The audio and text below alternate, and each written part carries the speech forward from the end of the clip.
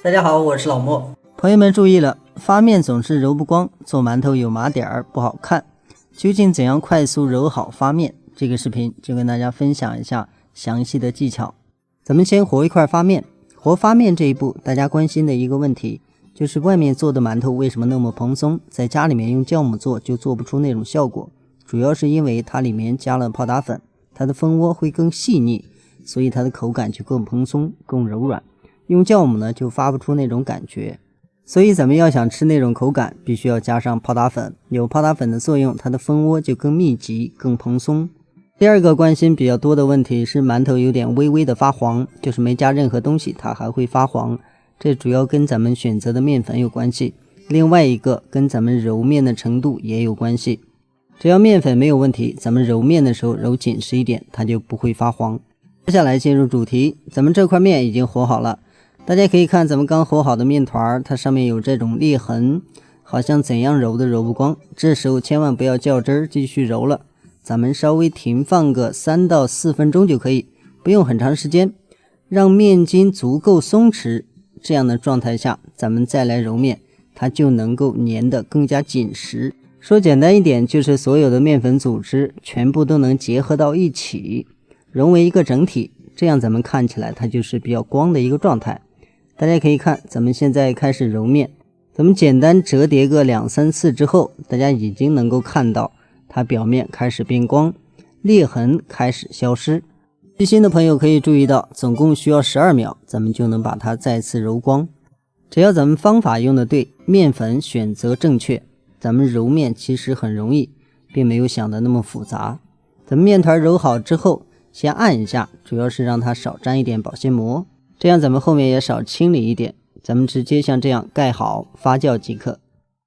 發面發好之後，大家可以明顯的看到它體積變化，最主要的是它裡面的蜂窩足夠多，咱們用手隨便點幾下，它不會塌下去，這就說明沒有發過，一旦發過一點就塌。接下來就是第二步揉面排氣，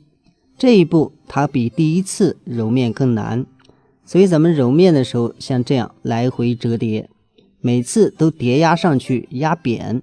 說簡單一點，就是把所有的面堆起來，然後壓下去，直到整個面團體積變回原來的狀態，裡面的空氣完全排空，這樣的狀態才 OK。假如空氣沒有排空，咱們2次發酵之後，它容易出現空洞，它就容易出現塌陷，因為面筋根本支撐不了整個面團。直到整個面團表面沒有裂痕，沒有過多的坑洞，這樣就 OK。然後咱們直接搓成條，就可以下劑子來搓圓饅頭了。這裡有一點大家需要注意，咱們下劑子的時候盡量大小保持一致，如果大小差距太多，無論是受熱快慢還是發酵狀態的快慢都不一樣，就會導致個別不發或者是完全塌陷。接下來是第3次揉面，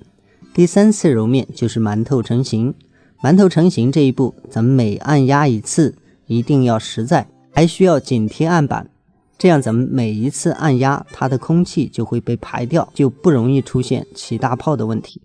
另外大家還要注意，如果案板上沒有乾粉，一定要撒上，不然咱們揉的時間過久，它容易粘在上面拉起泡。大家可以看，咱們簡單揉製之後開始慢慢變光，這時候咱們繼續揉製，還是同樣的方法。再有一點就是注意力度，咱每次按壓的力度稍微重一點，不要緊，這樣就能更快的把它揉成這種光滑的狀態，然後直接像這樣收起來，一個饅頭就成型了。如果咱們用壓面機製作，它的速度會更快，基本上1分鐘之內就能把它揉得更光滑。饅頭基本成型之後，咱們像這樣搓一下，主要是消除上面微微的小泡，這樣搓一下呢，能把它給搓掉。只要記好上面這3步的操作方式，咱們揉圓饅頭就比較簡單。揉好之後就進行自然發酵就可以了。2次發酵這一步，大家還是要注意好發酵的時間、溫度，不要太久。